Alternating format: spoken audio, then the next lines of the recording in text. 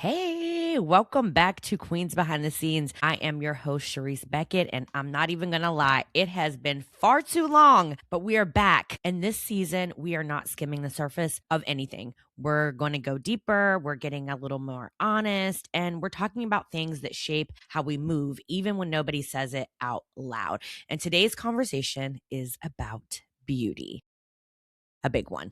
It's about aging, it's about pressure to keep up, and what it actually looks like in real life. Because I am a woman who does invest in myself. I do like looking good. I like feeling put together, but I also like days when I'm just fresh face, no makeup, just me. And somewhere in between those two versions is a conversation we need to have. So let's get into it. So let me tell you something right now. This is not an anti beauty conversation. This is not a natural is better conversation. And this is definitely not a woman should stop doing what makes them feel good conversation. Not happening, not the platform for that, because I'm not that woman. So I'm not going to talk about that in a way that it's like offensive, because I'm not that type of woman. I do like injectables. I like my nails done. I like to smell good. I like a clean face, a good lash, a little glow. And I also like waking up though and washing my face and walking out the door as is. Both are true and both can be true at the same time. And that right there, that's where the conversation actually starts. And sorry, I have a little bit of the sniffles. I feel like I have it all the time.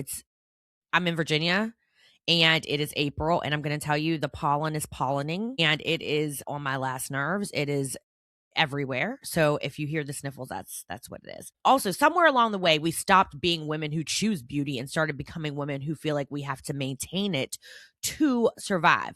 So let's talk about this unwritten contract. So when I was going through and making the outline for this, I started looking at this unspoken agreement that women are living under, and nobody really says it out loud, but we all feel it. Stay desirable, stay youthful, stay polished, stay effortless, while putting in a lot of damn effort, right? Like stay looking effortless, but we know a lot of effort goes into that.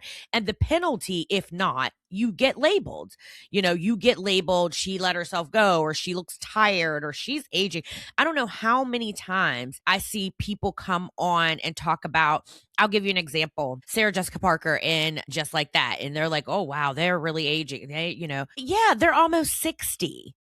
They're aging like people should. So let's be real. Men go gray and they get called distinguished and foxy this and silver fox and all of these things. Women get fine lines and suddenly it's a problem to solve. And let's be real, consumerism and I think societal norms, consumerism, anything, if you get on Instagram and your FYP, if you're a woman, probably has some type of anti-aging cream, under eye hollow, something for your body.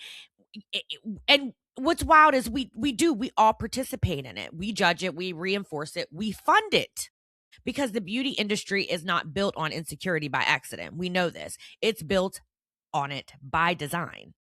It's built on insecurity by design. You are going to purchase, you are going to consume what it is you feel like is empty in your appearance or what's missing. And I'm not above it. I'm going to ground this in a little bit of truth. I'm not sitting here pretending I'm above any of this. I invest in how I look. I take care of myself intentionally, not because I hate myself though, but because I like the feeling of being put together and smelling good and having my own brand be okay. She keep that shit tight. Like I do like that. I like walking into a room feeling confident, and I feel my confidence, part of it is feeling put together. I like looking in the mirror and recognizing the woman that is staring back at me. But here's where I had to check myself. When does self-care become maintenance for acceptance? When does I enjoy this quietly turn into I can't afford not to do this, or I'm just going to look a hot ass mess? Because those things are literally not the same. They are not the same thing. And I think that we have come into an era where that is the expectation. And then, there's these impossible standards of beauty. And I talk about that a lot. Like, I talk about it to my friends, the impossible standards of beauty that women are expected to keep. Like, again, they're expecting the 60-year-old woman to look like she did in 2004 or 1998. It's not happening. And then there's the exhaustion that like nobody talks about. There's this level of exhaustion tied to being a woman that we don't even talk about enough. The appointments, the upkeep, the mental checklist, the hair, the skin, the nails, the body, the clothes, the weight, the aging. And it's constant and it's expensive. And if you're a high performing woman, it's amplified. It is amplified because now you're not just like showing up, you're representing something. And let me say something that might make people feel uncomfortable. A lot of women are not doing these things for themselves. They're doing it to remain competitive. And that's a dangerous place to operate from. You know, I was looking at a documentary the other day, and it might have been like Nightline or something really quick I was watching, and it was centered around the BBL, right? And it's centered around the BBL and you know, do what you want with your body, your choice, whatever.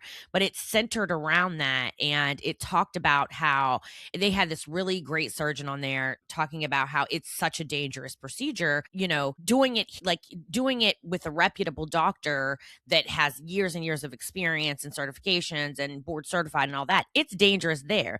But then women are going, you know, out of the country and not getting the care that they need, and people are dying. And women, I mean, I think I've seen men have BBLs too, I'm not gonna lie. I feel like I've seen that. But women are willing to take the risk. And a lot of that, per what I was looking at and what I've read, is out of being competitive to the market of women, I guess, like, you know, being competitive to um against other women. And a lot of it's not for self. And a lot of it is to gain the attention of men, and that was is what was talked about. Now, I don't know a lot of women who have had plastic surgery who do it for themselves, who do it for a comfortability for themselves. I'm gonna be a woman who is very, very, very honest. I had a tummy tuck for myself. I had extra skin. I wanted to tighten my muscles. I had other things that I wanted to do. I didn't need to do any of it, but I wanted to. I am married. My husband wasn't going anywhere with my mother's apron. Like, he didn't really give a damn about it. It is something that I felt um that I wanted to do for myself. And let me be very clear. Once that was done, I felt so much more comfortable wearing a two-piece. I definitely felt more comfortable in my skin for me. And so there is this balance. And I'm not saying that I did it the right way and somebody's doing it the wrong way. I don't want anyone to mistake that. But what I'm saying is there is a difference in doing the things for yourself and doing them to be competitive in a world where the beauty standards are just always changing and the stakes are always getting higher because people are literally dying. And there are risks with everything you do. You did Botox, you risk the slippage, or now you got a droopy eye, you know? So like there are risks to all of those things. And so um I do think the competitiveness is a dangerous place to operate from, though, because now your appearance is an expression, it becomes a strategy. You know, I think there's this intersection with race, and we can go a little deeper there. But before we even move on to that, I do want to talk about the experience, because you know, when I looked at, you know, okay, I want to do this. It took me a long time to make a decision to actually go under the knife and do this surgery because it's very serious. It's a lot of downtime. It's you have to rely on people. I'm not always very good at that. Rely on people to help you out. And so it took me a couple of years to say, you know what, I'm going to go all in. I'm going to do this. And I will say that, you know, I don't know that I was prepared for how down I would be, like so down for the first 2 weeks. You're just really, really down. And then the drains and like all these things that go on. And if somebody asked me if you had to do it again, would you do it again? And I will always say yes, because it definitely made a difference in my confidence. And I work out. You know, it's not somebody who's like, oh, if you just do a couple crunches what I'm doing with that not with that extra skin. Hyaluronic acid is not what's gonna work on that. It's actually, you do have to get surgery if you want that skin removed. And so I am a person who works out, who is in shape, and who, you know, prides myself in my appearance, always have. This was something I wanted to do for me. Yes, there was a added bonus that, you know, I did notice that my husband was like, okay. And so then that was like, Okay, so he likes this too. But the origination came from me. So let's get deeper into the race. So we'll get deeper into that because this conversation hits very different for Black women. We are not just navigating beauty standards, we are navigating proximity to acceptability. We are navigating amplified sexuality, and hair matters differently, skin matters differently, aging hits differently. And I always do say black don't crack, chocolate don't chip, but we do. I mean, yes, somebody said the other day, oh my God, you don't look 47. Yes, I do. I absolutely look 47 years old. Good 47? Yes, I take care of myself. I look 47 years old. I don't have a problem looking 47 years old. Now, I think I'd have a problem being 47 years old and somebody was like, damn, you look 70. Well, okay. That I might be like, well, that was never the goal. But in Black woman, it does hit differently because for a long time we weren't even centered in the definition of beautiful to begin with. And if you even take it back to look at, I remember being a little kid, and I don't know if anybody else remembers the hair products that were available when we were younger. And I remember very vividly when pink oil moisturizer. And y'all know that pink and black bottle I'm talking about, especially Black women know that damn bottle. And I remember when that came out. I mean, like, I wouldn't use that on my hair now if somebody smacked me in the face, but there weren't even enough things in the beauty aisles to appease or even to they weren't there wasn't enough there to even help Black women even do the basics, right? So we weren't even considered in these beauty conversations to even begin with. So I want to start there, it, off rip. You could walk into a beauty store. You could walk into any beauty store. You could walk into CVS. I mean, look, we all go into CVS to get a little something here or there. And I remember, I will never forget when Pantene, I think, started coming out with like Black hair products. This is commercial shit, right? Like, this isn't something that I'm doing my hair with right now in 2026. But I do remember, I was like, oh, Pantene done jumped on the bandwagon. And then you start to see more. But really what happened was when Black creators started creating their own products that you know better, you do better, that were for our natural hair. They weren't trying to create products to go with your hair with a relaxer, right? They're Shea Moisture, Carol's Daughter. You start seeing these products that pop up in these beauty aisles that are now we're centered in the conversation, but it was not like that. And I don't know what it was like even in the 70s and the 60s. I'm sure like 10 times worse, but we weren't at the center of the conversation. And I want to make that very clear because there weren't products to address beauty in Black women, right? So to me, that says, well, y'all wasn't even considered to be beautiful anyway. So what do we need to have products for you? That's how I look at it, right?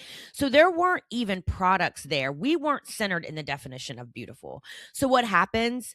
Then we overcorrect. We became exceptional in presentation, polished, put together, elevated, right? Because we know the margins of error are smaller for us. And let's be honest, a natural look on some women is seen as effortless, right? On Black women, it can still be seen as unpolished, which is bullshit. And we know that. Our natural hair, our natural curls can still be seen as unpolished, wild, if you will. But somebody else with their natural curls, that's considered, that's effortlessly beautiful. So now the choice isn't just about preference, right? It's about perception, and perception impacts opportunity. And that's where this gets very real because it has long-term consequences. And I say that just as an educational purpose because I know all kinds of different people listen. I have, an audience of many, but I want to say that because I think that is super important. The intersection of race and beauty is very real. And I remember, this is a funny story, and because I didn't always, I have had relaxers, all of the things. I never had no Jerry curl. I will say that I never had no Jerry curl. I never had no S curl either, but I have had a relaxer.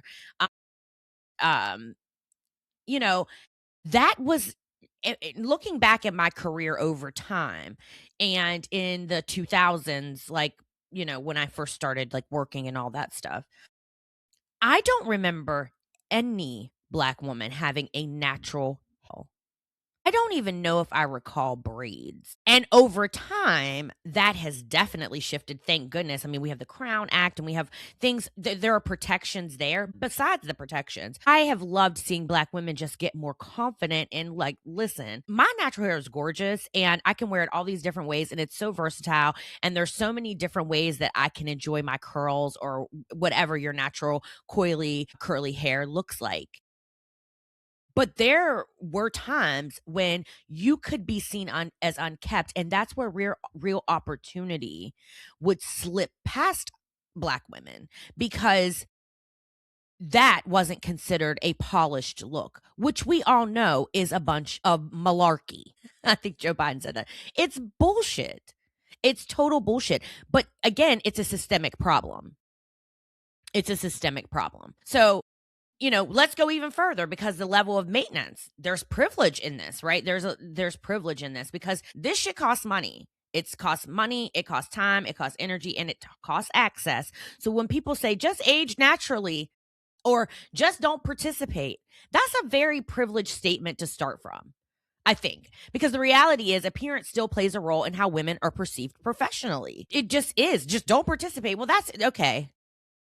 Right? Especially in leadership, especially in rooms where you're already having to prove your credibility and you're the one of. I hate that, but you're the one of. So now you're balancing authenticity and expectation. And that's not a light decision.